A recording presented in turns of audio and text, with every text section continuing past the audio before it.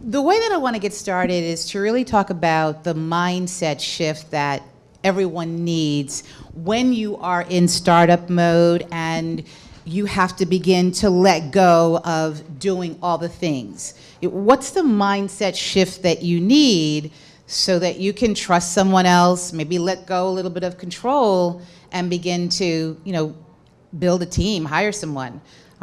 Look to start with you, Claire. Yeah, I'm going to be interested to hear what the two founders have to say as well. So I was hired as employee 5 at Axios, and I was hired actually with the intention of helping us grow and build out the team. So by the time I came in, they were ready and willing to bring in other trusted partners, and I think we're really keen on growing. I love that you did a poll in the beginning because I was able to see how many founders are in the room are still doing all of the jobs. Yeah. So you're in a stage just prior to that. So I'll be cognizant of that as I answer. But I do think you hit on a big thing, which is trust. I think the hardest thing you will do is find people that you trust to come on board at that stage of the company to take on different pieces of what you do.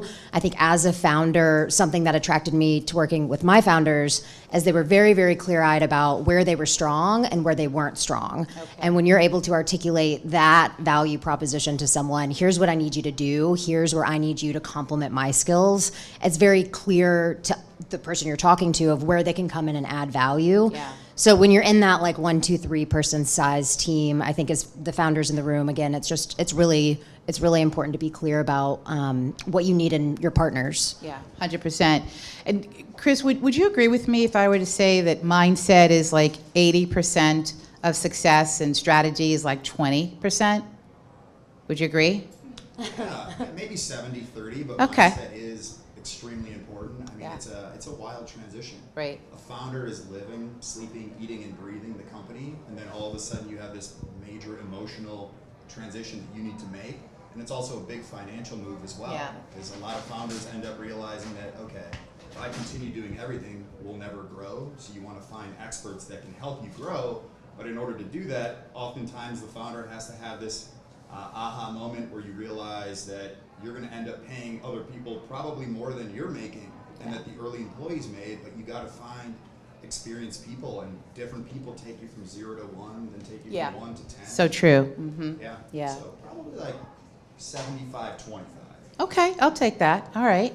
And Amira, what about for you? I mean, any perspectives, ideas? Where were you when you decided that it was time to add some people or to just start hiring? Yeah, I think Wow, okay. I stole your mic. You projected well. Okay, so I think I can come at this from multiple perspectives. So number one, I think that I'm a strengths-based practitioner. Okay. So I very much value self-awareness in a founder, in a leader, the ability to say, this is where not just where I excel, because I think that's so important. In addition, this is where I thrive. This is actually where I find flow, which is like losing track of time. This is where I find joy. This is where I'm not drained. And then these are all the things that drain my energy, both mentally and physically and also emotionally. And the ability to know that, I think, is step number one. Step number two, I think, is having a vision. Okay. Because if you don't have a vision and a roadmap, and I don't mean a product roadmap, I mean here's where we want to go, then it's really hard to bring people in. And I would advise not bringing people in, especially not full-time employees, unless you're clear on where you're going. So that's number two. Number three is, I think there's a difference between growing your team with contractors or part-time freelancers and growing your team with full-time employees. I do think that it can be really helpful early on to experiment with outsourcing smaller projects or pieces of the work that drain you before you go full-fledged. All right, employee number one, employee number two. There will be trial and error regardless, but I think that can really help. And then for me, in my experience, I hired people because I wanted to have fun when I worked. And people give me energy. And working alone drained me and actually made it harder to have the right mindset sometimes. I was always in this empty room trying to figure it all out on my own with nobody to bounce ideas off of. And I think the value of having partners sometimes that requires employees or contractors. Sometimes you can find that with advisors, with like a romantic partner, or with friends. I didn't have that, so I needed to bring people in who would inspire me and motivate me on a daily basis to push harder, who believed in the vision I had. So I think sometimes it's okay to say, maybe I can't afford a full-time employee, Right. but where do I need inspiration and energy, and how can I bring in people who can help bring that to life? Yeah. And I love what you said about like leveraging strengths and what everyone said here, really. I mean, the whole idea around vision, but you know, we took that poll for a reason, and it's tough. Like when you first start hiring someone, like that's the most toughest thing that we do as founders, because you know, when we bring somebody in, like that's going to transform our business. What steps should we take as folks that are just kind of getting to that point, you know, where we want to bring somebody into our company? Like, what do you think the first step should be? Well, you should obviously call Hunt Club. But in all seriousness, we love partnering with companies, even if it's just to provide guidance up front to non-clients. We like giving market guidance, comp guidance. But I would suggest leveraging your network as much as you can. Exhaust your own personal resources, but don't do it to a fault. Because there are a lot of companies that, you know, they don't want to partner with someone because it'll cost money, and they're so used to being scrappy and bootstrapping that the opportunity cost of that founder and CEO trying to hire someone, especially in a crazy market like this, it's going to cause a lot of brain damage. It's going to be a huge opportunity cost of where they could have spent their time otherwise. And if you're working on a SaaS company and you're trying to hire and you've never hired before, and you're the same person that doesn't want to give up those responsibilities because it's become a part of your identity, that's not a good match. So you should talk to people that have done it before, and don't try to reinvent the wheel, and figure out who you truly do want to partner with, but definitely leverage your network. Okay, thank you. Anything else? I think I shared this one, but I think it's really important to remember you don't always have to hire a full-time person. Try before you buy. Like, it's a real thing. Okay. Chemistry is important. Mm-hmm. So that's number one. And then I really, really, really think you have to have a strategy. Because if you don't have a strategy and you don't have goals, I would say, well, have a strategy and have goals. Because then you can create an outcomes-driven job description and find someone who wants to deliver those outcomes, isn't just willing to do a bunch of tasks. Because employee number one is going to be in the trenches with you and has to be in love with the goals you have and be excited about them. So that to me is step number one, and it's an internal step before you go outside. Yeah. When you say strategy and goals, and we're talking about like hiring and creating team, are you saying we should have a strategy around the revenue that we want to generate? Should we be having goals that are quarterly in terms of growth? I mean, we just want like some real specificity, so when we leave here, we can like do it. Sure. So I believe in quarters, not years. Life is moving way too fast. I mean, if you can build a year plan and then break it down into quarters, even better. But I would say we live in 90-day worlds, and we burn out after the 90 days, and we need to reset goals. So I would say have a 90-day vision for where you want to be 90 days from now for your business. Now, when I talk about business, I'm not just talking about revenue. Revenue is one goal, but you might have a marketing goal or an exposure goal. You might have a product development goal. You'll have a series of goals, and I think the question is, which are the goals you're looking for talent to support? Because they might support more than one goal, but the clearer you are on where your company as a whole needs to be 90 days from now, the easier it is to tell that story and find the right talent. Okay, got it. Thank you. Claire?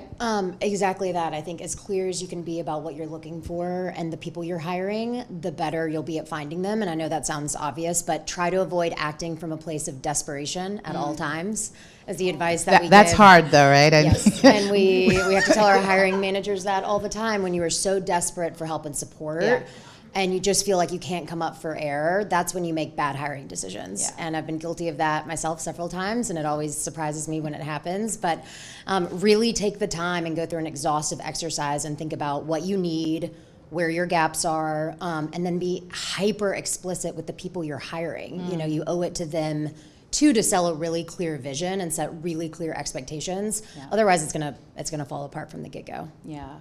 Are there roles that are specific to outsourcing and, maybe using freelancers versus actually hiring for the company? It really depends on your business. Okay. We use a range of freelancers and a range of positions. Again, it's always a calculation of like, what resources do you have to spend? Is this something that you can outsource? Is it smart to do it? And is it better to, again, test out different employees or work with different organizations versus just immediately hiring full time, particularly if you're hiring someone to a team or to a product that's evolving so quickly, you can't really set any sort of clear expectations with people. I think those are the types of environments where we challenge ourselves to maybe bring someone in on a temporary basis that could always convert to permanent employees. But I think there's a lot of different outcomes where being smart about the different options you have is just really smart team building. Any other comments on that one? I agree with everything she said. And I don't think there's a right answer. Like, I just think that it really depends on how much money you have, how much time you have. This is really important for founders who are running their businesses solo. How much time will you have to give direction, to give feedback? Because oftentimes you can get a higher caliber of talent as a freelancer than you can as an employee with the same budget. You don't need a full-timer. And you don't have the time to give tons of direction and a ton of feedback every day to get them where you need to be. So I think there are multiple criteria to think about, like how much money do I have, how much time do I have, and how agile or flexible do I need this person to be. If I have a very clear outcome and it's a short-term thing, get a freelancer. If I don't have a clear outcome or I need someone for a range of things, that's going to be really hard to find a freelancer for. So because they need a lot more clarity and autonomy on scope. So I think about those things. Yeah. How much money, how much time, and how clear am I? Yeah. And that can help you decide whether it's a freelancer or an employee. And it sounds like we should have like job descriptions. Like, even though it feels like very informal, it still feels formal from the perspective that we should be communicating very clearly in terms of what we want those individuals to do. Like, we shouldn't just hire someone that's going to do everything like we were doing, right? I mean, do you think that having a job description is a good idea, or should we kind of wing it early on and then kind of get to more specificity? Chris? You should absolutely have a job description. Thank you. You could just hold it there. You should have a job description and make sure that it's not a fluffy one. Resumes have turned into fluff and job descriptions have turned into fluff and they sound magical, but you should figure out what you actually want that person to accomplish and have goals and then decide, okay, is it going to be clear? Am I managing expectations with the criteria of what I'm looking for? Because if not, then you're going to realize that the candidates coming in for that position are the wrong candidates, and you're wondering why. It's because your description of what they're supposed to be doing may not be accurate. So you want to be concise and precise and make sure that it's very explicit, and you want to throw some cultural things in there so that way they understand that they understand more about the company. But just you should absolutely have a job description because that's the goal. Okay, thank you. Claire, anything you wanted to add to that? Just to the piece about setting expectations, even if you can't do that, you should be clear about that too. Like, people still enjoy are attracted to the idea of joining a 1 or 2 person team who, as long as you're clear with them about what they're walking into, like, that could be a very exciting prospect for people, and it is for a lot of people. It's just being clear, and of course where you can have an official JD and you can actually map for someone what they'll be working on 30, 60, 90 days out, like, that's gold. Like, your chances of finding the right person are a lot higher, obviously, if you have that clarity. But for a lot of people in the room, you just don't. And that's the other thing you should be very clear about. If you can invest in their learning and development personally, like, how are you still going to make it a rewarding experience? And the upside of joining a startup at the very beginning is massive. So true. Just be clear about, what level of chaos they're walking into. Because there is chaos. Yes. No and doubt. a lot of people love that, and that's very, that's what they're looking for. Yeah. I want to kind of switch gears just for a moment here and talk a little bit about culture. The startup environment is very different than the corporate environment, right? I mean, obviously there's less structure. It's kind of a very different sort of workplace. But when you're just opening up your company and, you know, sort of getting out there, how do you create culture in your startup? Like, what are some of the things that you guys have done as founders? Clara, maybe you can talk a little bit about like what you've seen, because I know that culture is just so very important.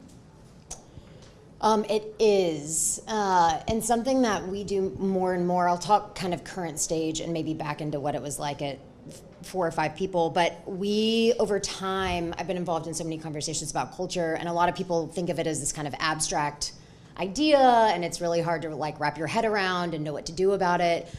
So my colleague and I started to try to, at this stage in our company, talk to our different executives who are basically CEOs of their own departments. We tried to talk to each of them about culture and kind of give them a framework to work by. So this is maybe a bit tactical, but it's very simple. It's imagine a triangle. There's kind of 3 parts to it. But culture is nothing more than operationalizing your values. So it's like one thing to say what you stand for, but how do you actually have that manifest into processes and the way your company actually operates? So the kind of basic framework we look at is alignment, reinforcement, and accountability, which is, you know, fairly easy to remember. On the alignment piece, it really forces people to think about what are all of the ways in which we're saying who we are and what we believe in and what we value. Do we say it in staff meetings? Do we use Axios HQ to send out brilliant communications to our team every week? Do we have happy hours? Like, how are we describing what it is we stand for? And then have your executives also think about the reinforcement arm. Like, what are all of the ways you're reinforcing that? Who are you promoting? Who are you giving awards to? You have to be really intentional about the way that you're not just saying it, you're living it, and you're saying it over and over and over again. Yeah. And the accountability piece is obviously huge when thinking about culture. You know, there's a line in the sand somewhere. So what do you do when those values are challenged? What do you do when you hire someone unintentionally that has really negative consequences on the team? Like, how do you act in those moments has profound impacts on the way your culture evolves. So again, rather tactical, but that's kind of the framework we've started to work through. Because again, it's not this amorphous thing. It's not ping pong tables. It's none of that. It's like really thinking about how to make very lofty ideals into actual like outcomes and processes. So Yeah, thank you for that. Culture is extremely important. It's about creating a bond between people who are going to be spending a lot of time together to accomplish a unified mission. And it can be accomplished in a bunch of different ways. You know, culture is like almost like developing a friendship. And I agree wholeheartedly. It's not just about having a set of values that you've stated, because there are many companies that'll say that they believe in one thing, but you know that behind the curtain, that's not truly who they are. So you want to bring together good people, and that comes with good hiring. It also has to be nurtured throughout. So I've worked in corporate environments where they view good culture as bringing donuts and just putting them in the kitchen. It's like, to a certain extent, yes. And then you see on the extreme side of things, Google will have, you know, a froyo machine every 6 yards. And you're like, well, this is pretty cool, and people seem to be happy by it. But you want to do things that also your teammates want to do. You know, for example, happy hours can be great, but some people would rather go do SoulCycle or do something else. And it's tough, especially now during, you know, the pandemic and all these like virtual meetings. You know, one example of something that we did that I thought was kind of cool, even though we're kind of tired and fatigued by all these video conferences, we did a trivia competition where we broke up into teams, and the trivia questions were all about our teammates, because our team actually doubled during the pandemic. So most of the team has never met in real life. And it was cool because it created a fun game and there was a competition component, but you don't want to force it upon the people within the company, because oftentimes just saying the value over and over, it's like, if it's clear that the company doesn't believe in that, then it's going to be like, you're going to be sick and tired of hearing it. So you just want to be really genuine about it. Thank you. So I have very strong feelings about this topic. I'm not surprised. Okay, so just being clear. I love what you both said. I completely agree that it's all about operationalizing values. I also think, and that's a lot of the work that I do at Manifesta, is around helping companies figure out what their values really are, or rethink their values, and then actually map out what are the operationalizing values actually starts with what are the behaviors that back up the words we have on the wall. What are we actually looking for and what are we standing for? And that's really easy to translate into performance cycles and reviews and training managers and learning and development, because it's really clear skills and behaviors we're looking for. If it's not something I can see, then I can't measure it. So I think that's really important. So I'm going to talk about like the very beginning of shaping culture, because I think that's what's really confounding for sole entrepreneurs and founders who are still working alone, is like, what is culture if you're a one-person company or a two-person company? And I think it's how you work.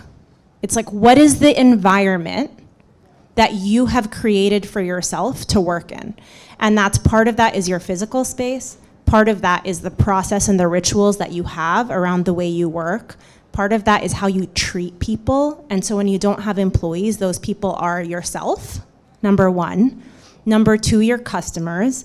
Number three, vendors or suppliers who you deal with. So if you're like renting office space from WeWork is a supplier.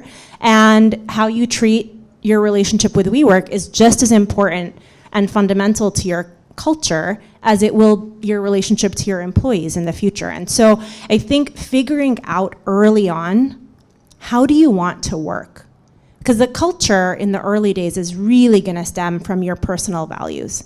And your company values cannot be different from your personal values in the beginning, because you will be acting, or you'll be trying to act or build a company that's disconnected or misaligned from who you are.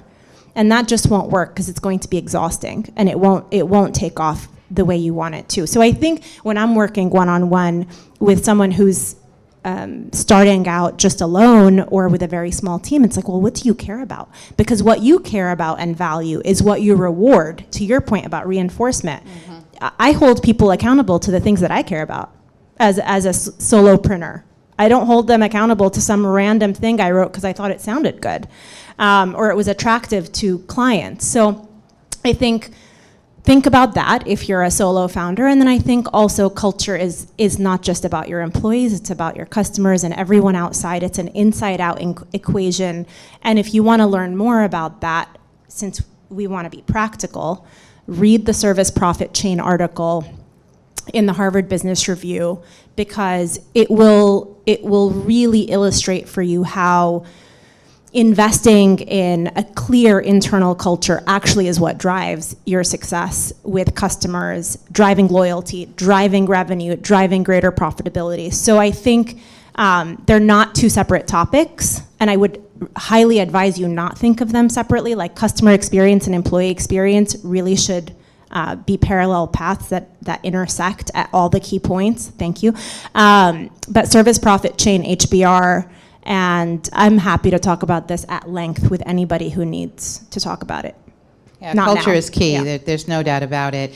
As we begin to wrap up, can you each talk a little bit about some of the qualities that you think we should be looking for as we start to hire in our companies, and also be thinking about, developing teams?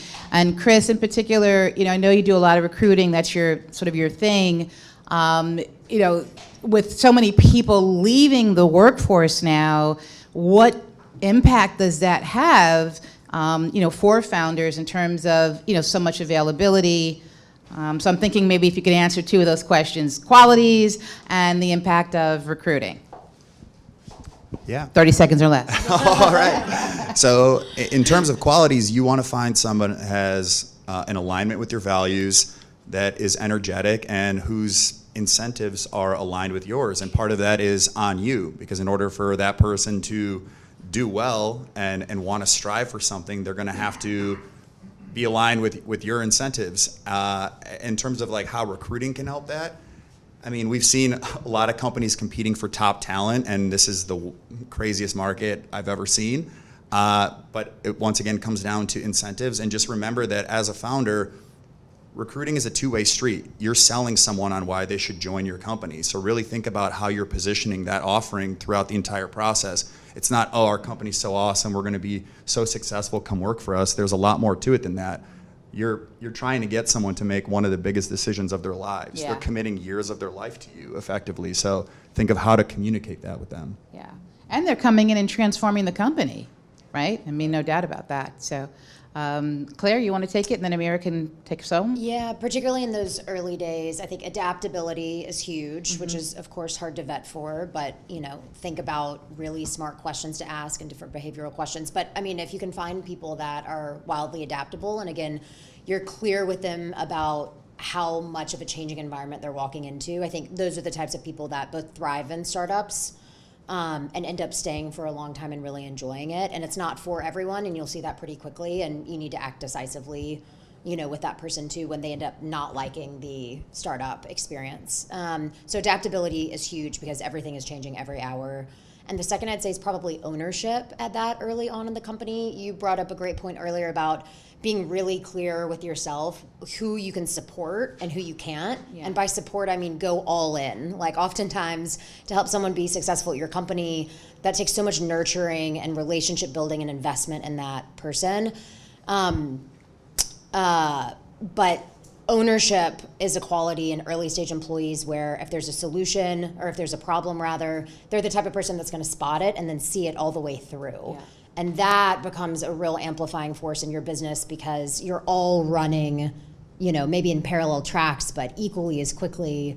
And so if you bring on people that have that kind of ownership over their work, which again is one of these like intangible things that's hard to find, but those are the two things that I think make standout employees in the beginning, and the two profiles that we looked for, not only in the beginning, but frankly still now at 400 employees, but certainly in 2, 3, 4, 5. Right. Okay, great. So adaptability and ownership. Yep. Okay, be tied into the vision you were saying earlier, right, and the values. All right, Amira, what are you going to offer? I would say excellent communication. Ooh, that's a good one. Especially if it's not in person, but even if, like, in person, it was, to me, table stakes. Excellent communication, number one. Number two, integrity. And what I mean by integrity, and I think this is so important early on, is people who do what they say they're going to do. You really need that, and you can vet for that in the interview process, because that's what you need. You're taking such a big step to hire someone, and if they join and they're delayed, or they tell you they're going to give you something, then they don't, or they say they're going to show up at a certain time and they don't, that will quickly erode trust and maybe burn you so fast that you lose a few months on the people front. So I would say integrity, number two. And then number three, sorry, hair. And my hair distracted me. Number three, I would say energy. Like you said, energetic. So I disagree with that a little bit because I don't think I'm a super energetic person, but I think I said energy. Oh, you said energy? Yeah, okay, energy. yeah. Good Hey, energy. we'll take it. We'll take it. Take it all. Energy.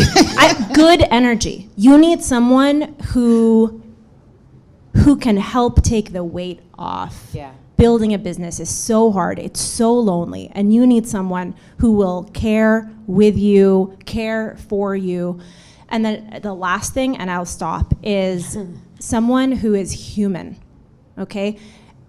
It's so hard in the beginning that someone with empathy, I'm not saying someone who's emotional, but someone with empathy who can really care about what you're thinking and what your vision is and what you're going through will help them, especially if it's your first or second hire, kind of shape the journey. Because this I'm going to give you the work, you're going to go off and do it, isn't going to exist in the beginning. It's going to be really hard to figure that dynamic out. Yeah. So, thank you so much. I mean, it's interesting because it's like you really have to put a lot of time and effort and really think about the people who you're bringing into your company. It's not just, put an ad out and just get anybody. It really takes time. But with that said, I'm being told we want to wrap up now. Do we have a few minutes for questions?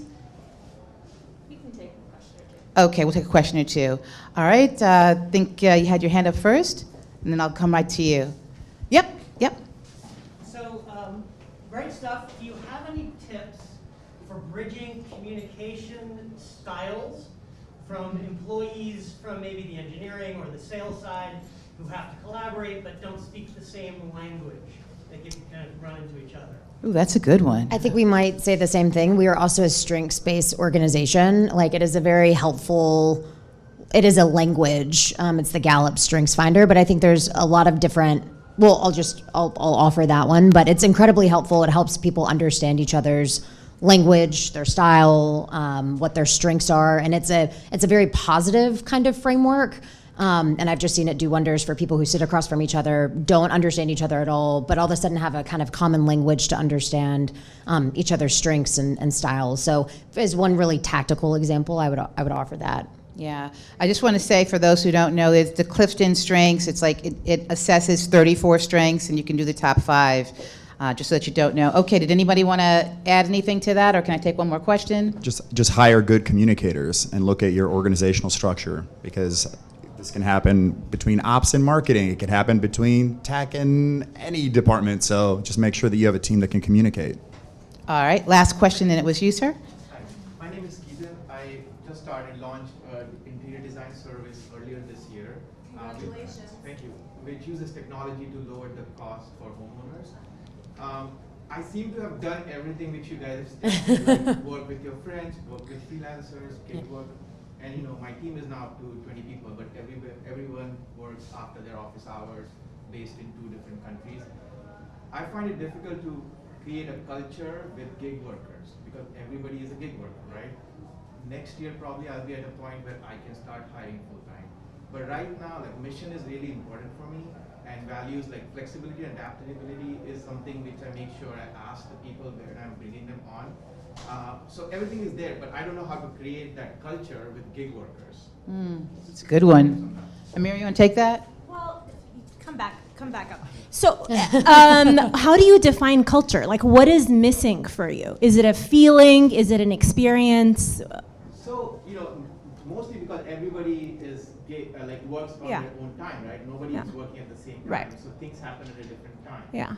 So, like, what do I do to build the culture among everyone? Okay, the truth is it's going to be super hard, because I think what you're looking for is something that is really hard to create in a company that's rooted in asynchronous communication and is the distributed gig workforce. Like, it's just hard. So I would, if we were talking like we are, I would say be honest with yourself about the kind of company you want to be leading and the kind of team culture you want to create, and work backwards from that, because you might be trying to force an expression of your culture into a business model that doesn't allow for it. Does that make sense? Like, you have to be really honest with yourself. What's important to you about culture, and what does it feel like? And does that mean that you need to shift the way you hire in the future? Culture evolves over time. What it feels like now and what it looks like now may not be what it looks like in 2022, may not be what it looks like 5 years from now. So also allow yourself a little bit of grace that the business model you needed to get it off the ground may not be the same, which in the future. All right, okay. I think let's give a big hand to this fantastic panel right here.